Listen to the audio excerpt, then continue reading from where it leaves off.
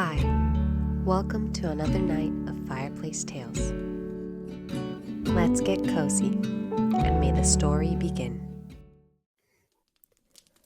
Ash Maiden, also known as Cinderella, by Jacob Grimm and Wilhelm Grimm. The wife of a rich man fell sick, and as she felt that her end was drawing near, she called her only daughter to her bedside and said, "Dear child, be good and pious, and then the dear God will always protect you, and I will look down on you from heaven and be near you." Thereupon she closed her eyes and departed. Every day the maiden went out to her mother's grave and wept, and she remained pious and good. When winter came, the snow spread a white sheet over the grave, and when the spring sun had drawn it off again, the man had taken another wife. The woman had brought 2 daughters into the house with her, who were beautiful and fair of face, but vile and black of heart. Now began a bad time for the poor child. "Is the stupid goose to sit in the parlor with us?" said they. "He who wants to eat bread must earn it. Out with the kitchen wench."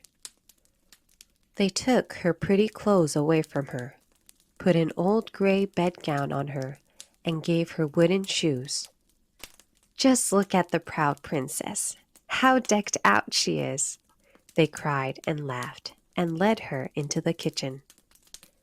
There she had to do hard work from morning till night, get up before daybreak, carry water, light fires, cook and wash.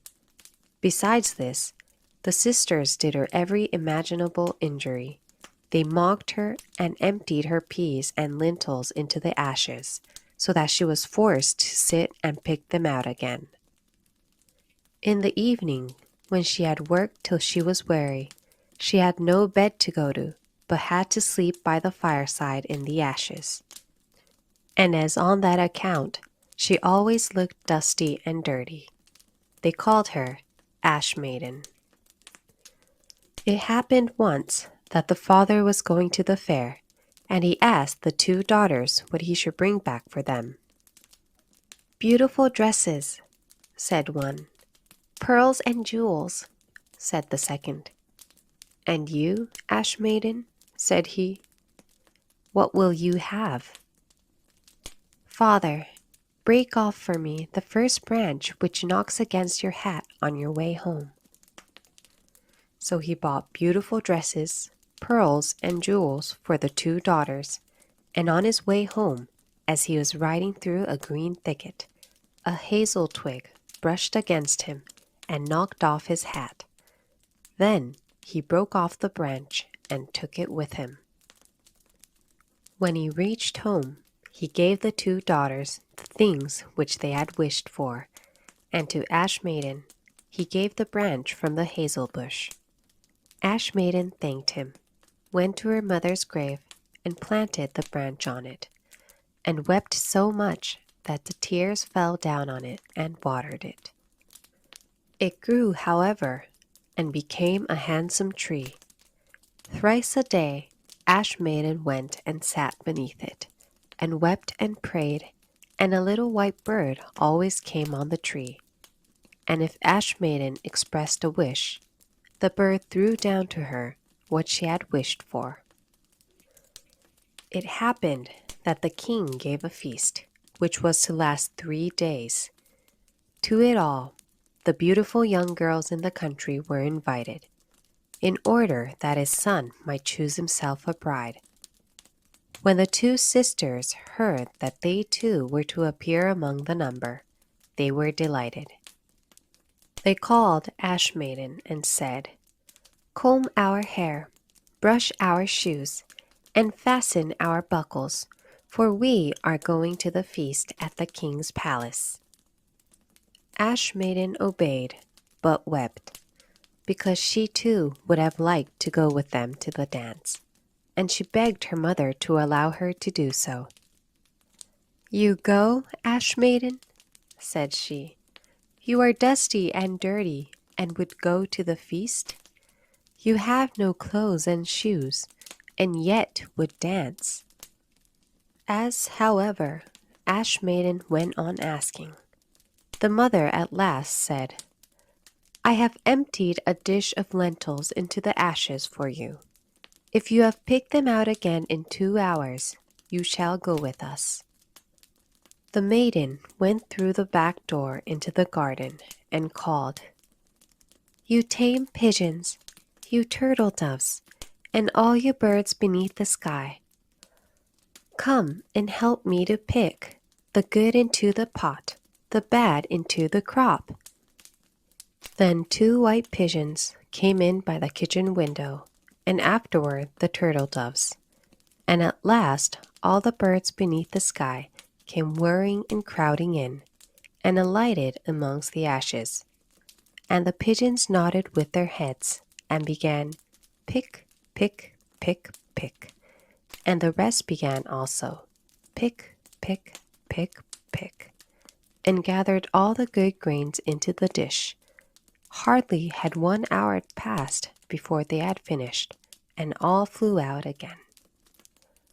Then the girl took the dish to the mother, and was glad, and believed that now she would be allowed to go with them to the feast. But the mother said, No, Ash Maiden, you have no clothes and you cannot dance. You would only be laughed at. And as Ash Maiden wept at this, the mother said, If you can pick 2 dishes of lentils out of the ashes for me in 1 hour, you shall go with us. And she thought to herself, that she most certainly cannot do. When the mother had emptied the 2 dishes of lentils amongst the ashes, the maiden went through the back door into the garden and cried, You tame pigeons, you turtle doves, and all you birds under heaven, come and help me to pick the good into the pot, the bad into the crop. Then 2 white pigeons came in by the kitchen window, and afterward the turtle doves, and at last all the birds beneath the sky came whirring and crowding in, and alighted amongst the ashes. And the doves nodded with their heads, and began, pick, pick, pick, pick, and the others began also, pick, pick, pick, pick, and gathered all the good seeds into the dishes. And before half an hour was over, they had already finished, and all flew out again. Then the maiden carried the dishes to the mother, and was delighted, and believed that she might now go with them to the feast. But the mother said, All this will not help you. You go not with us, for you have no clothes and cannot dance. We should be ashamed of you. Then she turned her back on Ash Maiden, and hurried away with her 2 proud daughters. As no one was now at home, Ash Maiden went to her mother's grave beneath the hazel tree, and cried, Shiver and quiver, little tree, silver and gold throw over me. Then the bird threw a gold and silver dress down to her, and slippers embroidered with silk and silver. She put on the dress with all speed, and went to the feast. Her sisters and the mother, however, did not know her, and thought she must be a foreign princess, for she looked so beautiful in the golden dress. They never once thought of Ash Maiden, and believed that she was sitting at home in the dirt, picking lentils out of the ashes. The prince went to meet her, took her by the hand, and he danced with her. He would dance with no other maiden, and never let go of her hand. And if anyone else came to invite her, he said, This is my partner. She danced till it was evening, and then she wanted to go home, but the king's son said, I will go with you and bear you company. for he wished to see to whom the beautiful maiden belonged. She escaped from him, however, and sprang into the pigeon house. The king's son waited until her father came, and then he told him that the stranger maiden had leapt into the pigeon house. The old man thought, "Can it be Ash Maiden?" And they had to bring him an axe and a pickaxe that he might hew the pigeon house to pieces. But no one was inside it.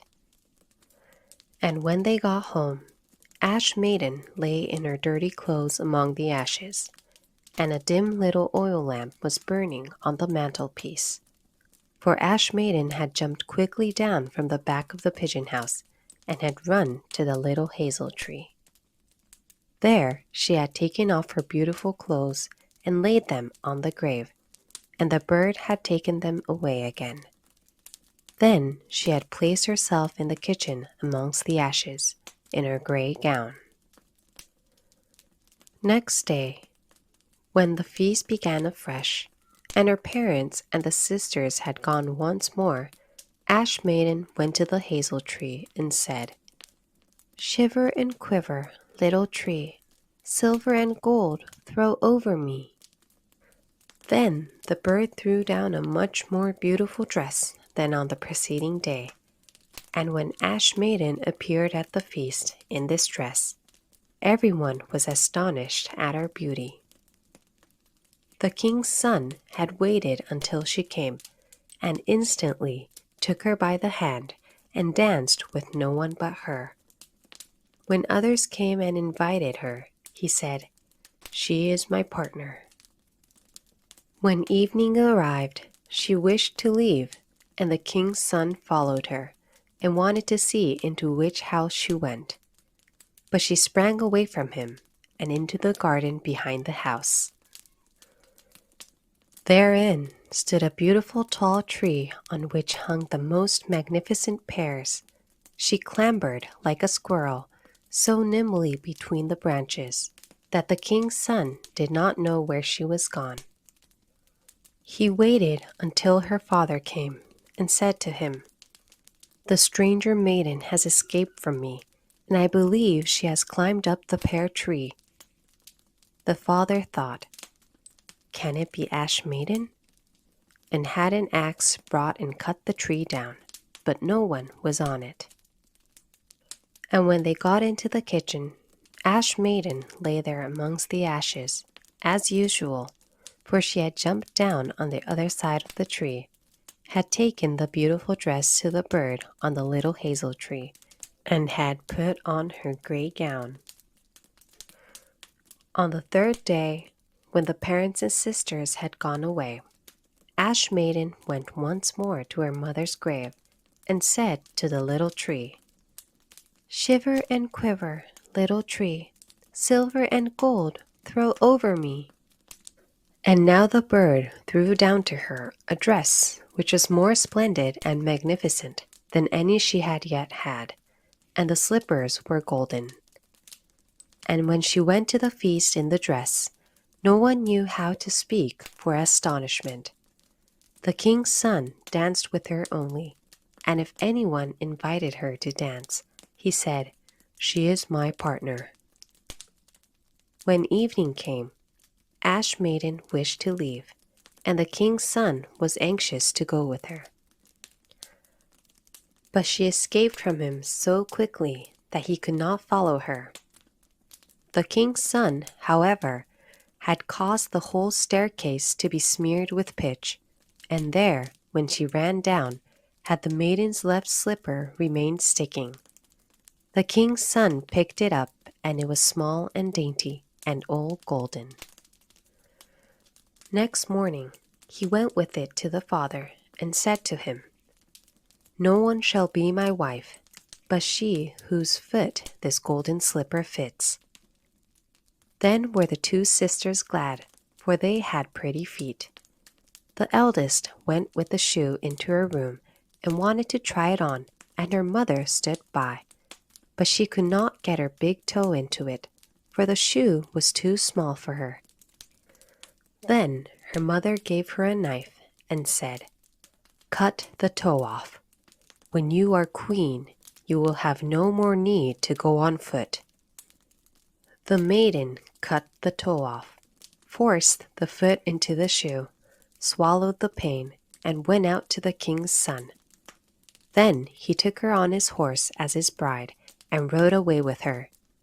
They were, however, obliged to pass the grave, and there on the hazel tree sat the two pigeons and cried, "Turn and peep, turn and peep, there's blood within the shoe."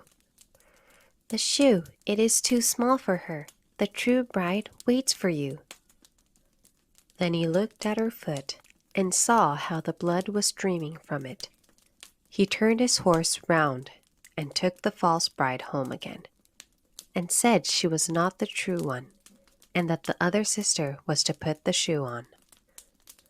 Then this one went into her chamber and got her toes safely into the shoe, but her heel was too large. So her mother gave her a knife and said, "Cut a bit off your heel. When you are queen, you will have no more need to go on foot." The maiden cut a bit off her heel, forced her foot into the shoe, swallowed the pain, and went out to the king's son. He took her on his horse as his bride, and rode away with her. But when they passed by the hazel tree, two little pigeons sat on it and cried, "Turn and peep, there's blood within the shoe." "The shoe, it is too small for her, the true bride waits for you." He looked down at her foot, and saw how the blood was running out of her shoe, and how it had stained her white stocking. Then he turned his horse and took the false bride home again. "This also is not the right one," said he. "Have you no other daughter?" "No," said the man. "There is only a little stunted kitchen girl, which my late wife left behind her, but she cannot possibly be the bride." The king's son said he was to send her up to him, but the mother answered, "Oh no, she is much too dirty. She cannot show herself." He insisted on it, and Ash Maiden had to be called. She first washed her hands and face clean, and then went and bowed down before the king's son, who gave her the golden shoe. Then she seated herself on a stool, drew her foot out of the heavy wooden shoe, and put it into the slipper, which fitted like a glove. And when she rose up, and the king's son looked at her face, he recognized the beautiful maiden who had danced with him, and cried, "That is the true bride." The mother and the two sisters were terrified, and became pale with rage. He, however, took Ash Maiden on his horse, and rode away with her. As they passed by the hazel tree, the two white doves cried, "Turn and peep, no blood is in the shoe." "The shoe is not too small for her, the true bride rides with you." And when they had cried that, the two came flying down and placed themselves on Ash Maiden's shoulders, one on the right, the other on the left, and remained sitting there. When the wedding with the king's son had to be celebrated, the two false sisters came and wanted to get into favor with Ash Maiden and share her good fortune. When the betrothed couple went to church, the elder was at the right side and the younger at the left, and the pigeons pecked out one eye of each of them. Afterward, as they came back, the elder was at the left and the younger at the right, and then the pigeons pecked out the other eye of each, and thus, for their wickedness and falsehood, they were punished with blindness as long as they lived. The End. Thank you for watching. またぜひお待ちしています。